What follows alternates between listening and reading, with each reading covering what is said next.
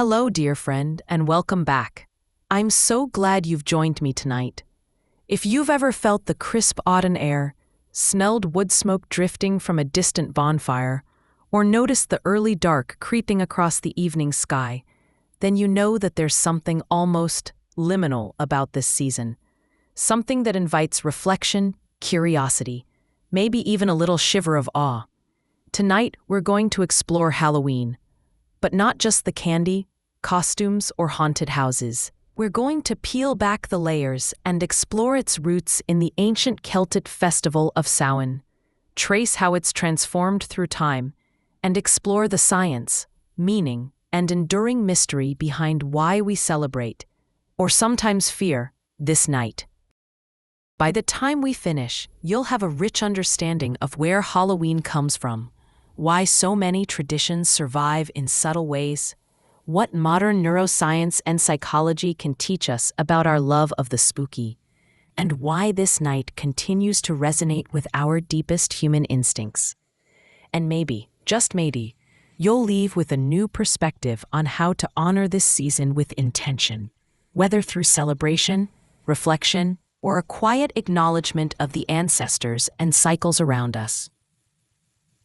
Let me ask you to start imagining for a moment. When you think of Halloween, what images pop into your mind? Pumpkins glowing in the dark, kids racing from house to house with sticky fingers and laughter spilling into the night. A costume that made you feel powerful, magical, or a little bit scary. Drop one word or image in the comments. I'd love to see how our community pictures this night, because it's always a little different for everyone.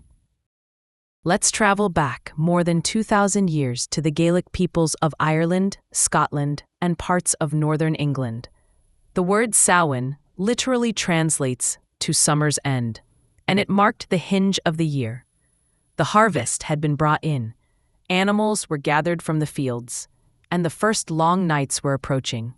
It was a time of endings and beginnings, of closing doors and opening windows, not just literally, but spiritually.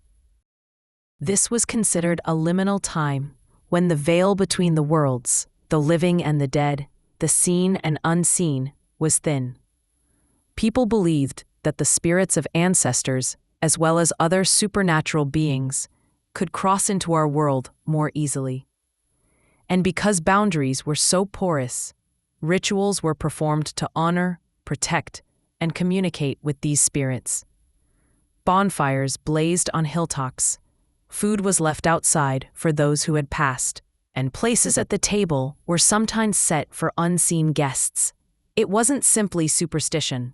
It was a cultural practice, a way of giving grief, fear, and hope a safe container. A ritualized acknowledgement of life, death, and the cycles in between. Have you ever felt that strange sensation, walking through autumnal fields or woods, when the world feels just a little magical? That feeling of being between seasons, between worlds?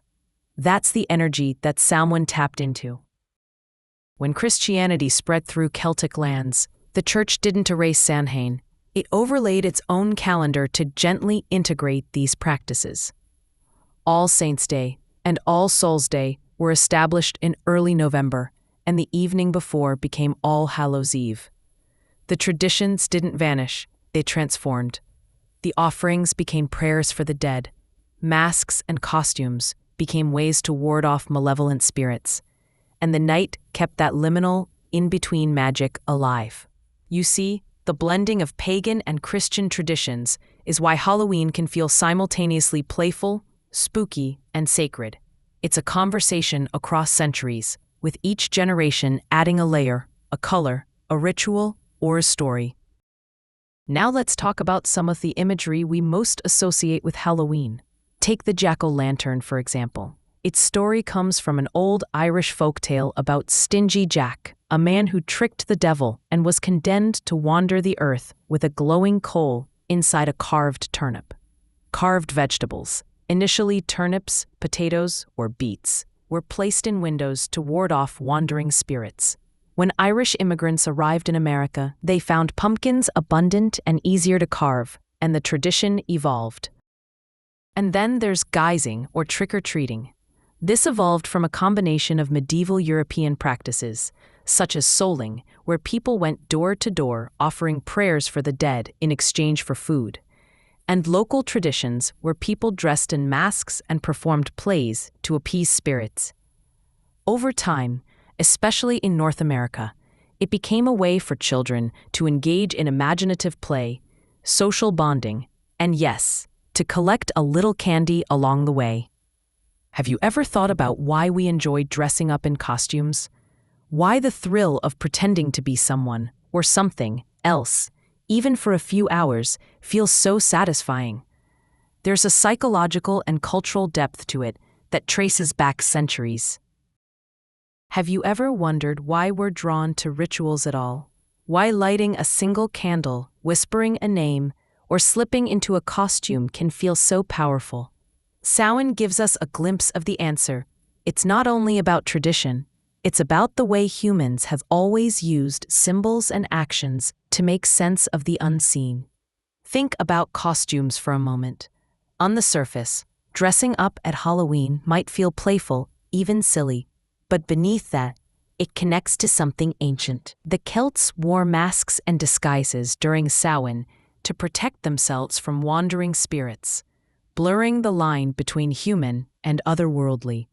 Today, when we slip into another skin, even for one night, we're stepping outside of ourselves. It's a ritual of transformation, one that lets us explore hidden parts of our psyche, experiment with identity, and taste the thrill of the unknown. The same is true of the fire rituals. In Celtic times, great bonfires were lit on hilltops to ward off danger and invite blessings. Villagers carried the flames back to their homes, rekindling hearths with sacred fire. At its core, this wasn't just about light and warmth, it was about connection. To community, to the earth, to the cycles of death and rebirth. Even today, when you strike a match and light a candle on Samhain night, you're echoing that same instinct, to kindle hope in the dark, to mark a turning point, to carry the flame into a new year. And then there are offerings, food and drink left out for ancestors or spirits. In a world before electricity and supermarkets, the harvest meant survival. Sharing it with the unseen was an act of gratitude and trust. It told the world, we remember you, we honor you, walk with us into the winter. When you leave an apple slice, a piece of bread, or a pour of cider, you're stepping into that timeless relationship. Even psychology confirms what ancient people knew intuitively. Thresholds, dawn and dusk, autumn sliding into winter, life brushing against death, are charged with meaning. Our brains pay more attention at the edges of things. That's why Samhain feels different. The darkness nudges us inward. Our dreams grow vivid. Our hearts grow reflective. We sense, even if we can't explain, that the veil is thinner, not just between the living and the dead, but between who we are now and who we are becoming. Samhain rituals are not about elaborate ceremonies. They're about entering this liminal space with intention. A candle becomes a beacon. A journal becomes a spellbook. A dream becomes a message. A whispered story becomes a bridge across time. So when you honor Samhain, whether by tending an ancestor altar, burning what you're ready to release, or simply stepping into the autumn night with awareness, you're not just keeping a tradition alive. You're taking part in an ancient human instinct to mark the thresholds, to honor the unseen, and to remind yourself that endings are never endings alone. They are doorways to beginnings. Let's take a moment to step into the lab, or at least into the realm of neuroscience. Why are humans so drawn to things that scare us, even in play? Psychologists call this safe scare. When we know we're not truly in danger, our amygdala fires, adrenaline spikes, our heart races, and then, when the perceived threat passes, dopamine and endorphins flood our system. It's thrilling. It's bonding. Shared fear, whether in haunted houses, horror movies, or neighborhood Halloween nights actually strengthens social connection. There's also an evolutionary angle. Threat simulation theory suggests that engaging with fear in controlled ways helps our brains rehearse responses to danger, so we're better prepared for the unknown. So, in a strange way, Halloween is ancient survival practice dressed in costumes and candy. It's training, ritual, and release all rolled into one. Of course, today Halloween is also very much a commercial holiday. Costumes, candy, decorations, and viral media have transformed the night into something both playful and consumable. But that doesn't mean its spiritual or psychological potency is gone. Even within commercial forms, people still carve pumpkins, share stories, and revel in the thrill of the unknown. Some people even bring intentional practices into the night, setting up small ancestor altars, holding a quiet reflection on endings and beginnings, or spending a moment to notice the changing season. The beauty of Halloween is that it can exist at multiple layers: fun, reflective, spooky, sacred, all at once. Here's a question for you. Do you find yourself drawn more to the playful, candy and costume side of Halloween, or to the quiet, reflective Samhain traditions? Or do you love both? Let me know in the comments. I love seeing how different people engage with this night.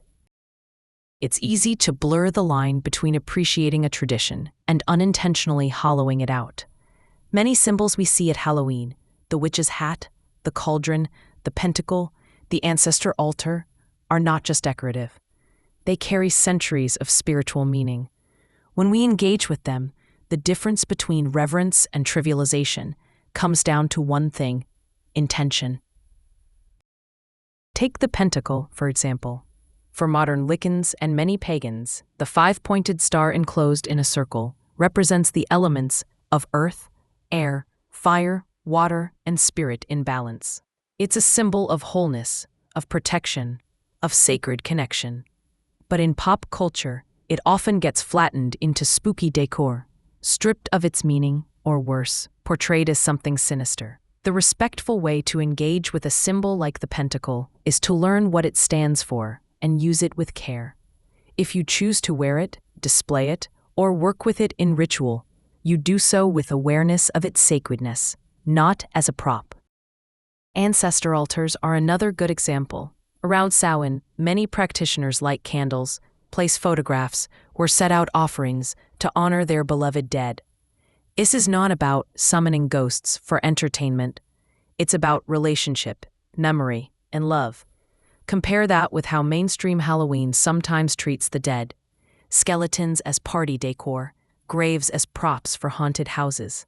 While there's nothing wrong with playful fun, the heart of Samhain invites us to go deeper. If you set up an altar, even something simple, it's powerful to pause, speak a name, share a story, or leave food with genuine gratitude. That sincerity transforms a display into a living ritual. Even jack-o'-lanterns carry this tension. Originally, Celts carved turnips or gourds to ward off wandering spirits. Today, pumpkins are carved for fun, which is wonderful in its own right. But it can also be a moment of remembrance. Imagine carving your pumpkin while holding the thought, "I am creating light to guide my way through the dark season." Suddenly, the act becomes both playful and sacred. Costumes may be the trickiest area. Dressing up can be joyful, liberating, and creative, and that spirit of transformation connects beautifully to Samhain. But costumes that mock or stereotype spiritual traditions, like reducing witches to caricatures of ugly hags, or dressing up in sacred regalia from cultures we don't belong to, cross into appropriation. Respectful practice means asking, is this costume honoring the energy of transformation and play, or is it reducing a living tradition to a joke? Choosing to embody archetypes, like the wise witch, the healer, the shapeshifter, keeps the magic alive while avoiding harm. At its heart, approaching Samhain with respect means slowing down and asking simple questions. Do I understand what this symbol or ritual means? Am I treating it as sacred or as just another accessory? How can I learn from the communities who practice this today? When the answer is rooted in curiosity, reverence, and openness, you're not appropriating, you're participating. You're stepping into the rhythm of a living tradition in a way that honors both its history and its future. Because Samhain isn't just a holiday of the past, it's alive in the present, carried by those who practice it with heart. And when we meet it with sincerity, we're not just decorating our homes or playing dress-up. We're joining in a sacred dance that has been moving for centuries. If you want to add intentionality to your Halloween, you might create a small ancestor altar with a candle, flower, or photo. Take a quiet moment to reflect on the past year, what ended, what you're ready to release, and what you carry forward. Share stories, legends, or spooky tales with family or friends, cultivating both imagination and communal memory. Even simple gestures, a candle lit in remembrance, a shared story, a mindful costume choice, can reconnect you to the deeper layers of this holiday. Halloween at its heart is a living dialogue across centuries, its hardest and death, fear and joy, ancestors and children, reflection and play. Whether you carve a pumpkin, leave an offering, or simply enjoy the thrill of a costume party, the season invites you to honor thresholds, the end of one cycle, the beginning of another, and the mysteries that lie in between. If tonight's conversation brought you insight, I invite you to like this video, subscribe, and share it with someone who loves history, myth, or the mystical corners of our everyday world. And if you feel called to support this channel, there's a donation link in the description. It's never expected, always appreciated, and it helps me continue creating deep, thoughtful explorations like this one. Thank you for sitting with me tonight, for being curious, for letting the stories of the past and the magic of the season touch you. May your Halloween, playful or sacred, be full of wonder, connection, and a little gentle reflection.